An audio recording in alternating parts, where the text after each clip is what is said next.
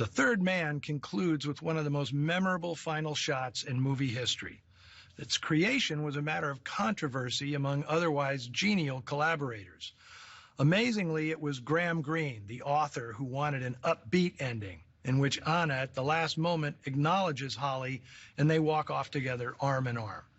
Now, despite depicting Holly as a rube, Greene felt the ending represented a symbolic union of America and Europe, and that the oppressively dark tale benefited from at least a slight suggestion of hope. Opposing him were director Carol Reed and both producers, Alexander Korda and David O. Selznick, who always felt Anna's dismissal of Holly was the fittingly downbeat note on which to end. Selznick argued that the whole point of Anna's character is that she's the victim of a fatal love, and to contradict this in the last few seconds would be a grave mistake. And once Greene saw the finished film, he admitted he'd been wrong, saying, "I had not given enough credit to the mastery of Reed's direction," and he called the ending triumphantly right. Now, just as an aside, that famous final shot was the only thing in the film not photographed by DP Robert Krasker.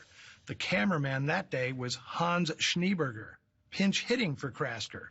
And I hope Hans at least got a nice dinner out of his colleague, since that's the single most famous image in Krasker's long resume. The ending is also aided immeasurably by the score, composed by Anton Karas on a single instrument, the zither. Carol Reed was scouting locations for the film when he heard the zither as background music in a Vienna tavern, played by Karas himself. The 43-year-old was essentially a street musician, living hand to mouth. Reed hired him on the spot to do the score, despite Karas having never composed music. In fact, the native Austrian was reluctant about the whole thing and feared he couldn't do it. Well, Reed brought him to England and essentially held Karas hostage until he'd produced enough music, including the essential main theme.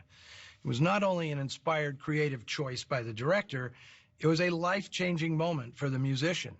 The Third Man theme became an international hit, and it took Karas on a decade-long itinerary of live shows, from command performances for the British royal family to concert hall recitals all over the world, all of which the shy and homesick Austrian hated.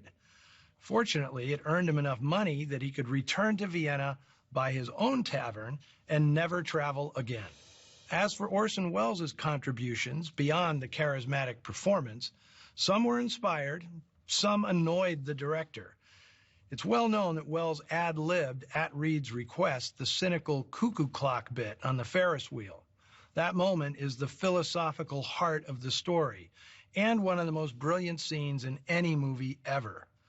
But Welles grew frustrated and filthy shooting the climactic chase scene in the actual sewers of Vienna. He refused to do inserts and reshoots.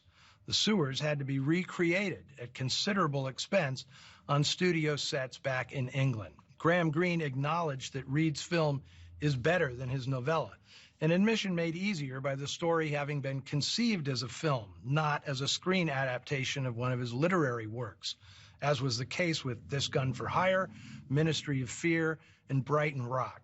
Greene was not a fan of any of those films. You can decide for yourself about Brighton Rock, which I'll be showing on Noir Alley later this year. Hint, it's really good. As always, give us your feedback on the Noir Alley Facebook page or Twitter feed. We'll be staying on this side of the Atlantic for next week's show, making the jump from Vienna to Algiers for the 1937 French film Pepe le Moko, which made a global star of actor Jean Gabin. Now, if you don't like reading subtitles, get over it.